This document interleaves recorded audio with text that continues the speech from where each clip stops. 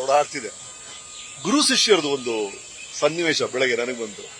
ಅಲ್ಲಿ ಶಿವರಾಮಣ್ಣ, ದ್ವಾರಕೀಶ್ ಅವರು ಆ ಗುರುಗೆ ಸೇವೆ ಮಾಡ್ತೀನಿ ಅಂತ ಒಣಕೆ ಇಟ್ಕೊಂಡು ಆ ಗುರು ಕಾಲ್ನ ಪೀಸ್ ಮಾಡ್ಬಿಡ್ತಾರೆ. ಎಂತೆಂತ ದೃಶ್ಯಗಳನ್ನ ಒಬ್ಬ ನಟನಾಗಿ ದ್ವಾರಕೀಶ್ ಅವರು ನಮಗೆ ಕೊಟ್ಟಿದ್ದಾರೆ. ಒಂದ್ ಕಡೆ ಮರೆಯಲಾಗದಂತ ದೃಶ್ಯಗಳು. ಡೈರೆಕ್ಟರ್ ಆಗಿ ನೀ ಬರೆದ ಕಾದಂಬರಿ ಫುಲ್ ಫಸ್ಟ್ ಡೈರೆಕ್ಷನ್ ಮಾಡ್ತಾರೆ ಅವರು. ಅದರಲ್ಲಿ ಆ ಕಾಲದಲ್ಲಿ ಈ ತರ ಕೆಳಗೆ ನೋಡುವಂತ ಕ್ಯಾಮರಾ ಬರ್ತಾ ಇತ್ತು. ಆ ಕ್ಯಾಮರಾ ಒಂದು 25-50 ಕ್ಯಾಮರಾ ಇಟ್ಟು ಒಂದು ಶಾರ್ಟ್ ಇಟ್ಟಿದ್ರು. ಇವತ್ತವರೆಗೂ ನನಗೆ ಒಬ್ಬ ಡೈರೆಕ್ಟರ್ ಆಗಿ ಆ ಶಾರ್ಟ್ ನ ಮರೆಯಕ್ಕೆ ಆಗಲ್ಲ. ಆಸ್ ಅ ಡೈರೆಕ್ಟರ್ ದ್ವಾರಕೀಶ್ ಅವರು ಕೊಟ್ಟಂತಹ ಚಿತ್ರಗಳು, ಆಮೇಲೆ ಆಸ್ ಅ ಪ್ರೊಡ್ಯೂಸರ್ ಆಪ್ತಮಿತ್ರ ಅಂತ ಚಿತ್ರಗಳು. ಹಾಗಾಗಿ ಒಬ್ಬ ನಟನಾಗಿ, ನಿರ್ಮಾಪಕರಾಗಿ, ನಿರ್ದೇಶಕರಾಗಿ ಅವರ ಛಾಪನ್ನ ಚಿತ್ರರಂಗದಲ್ಲಿ ಅದ್ಭುತವಾದಂತಹ ಒಂದು ಸಾಧನೆಯನ್ನ ಮಾಡಿದವರು ದ್ವಾರಕೀಶ್ ಅವರು.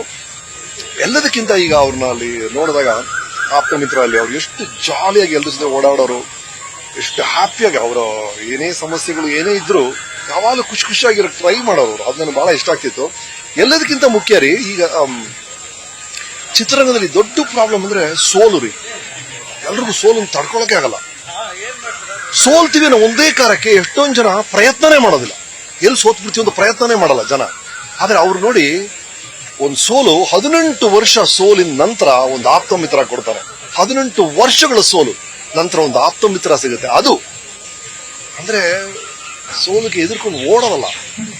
ಅದು ದ್ವಾರಕೀಶ್ ನನಗೆ ಬಹಳ ಇಷ್ಟ ಆಗೋ ವಿಷಯ. ಅದು ಐ ಥಿಂಕ್ ದ್ವಾರಕೀಶ್ ಅವರ ಜೀವನದ ಸಂದೇಶ ಅದು ಅನ್ಸುತ್ತೆ. ಓಂ ಶಾಂತಿ. ನ್ಯೂಸ್ ಫಸ್ಟ್, ನಿರ್ಭೀತಿಯಿಂದ ನಿಮ್ಮ ಪರವಾಗಿ.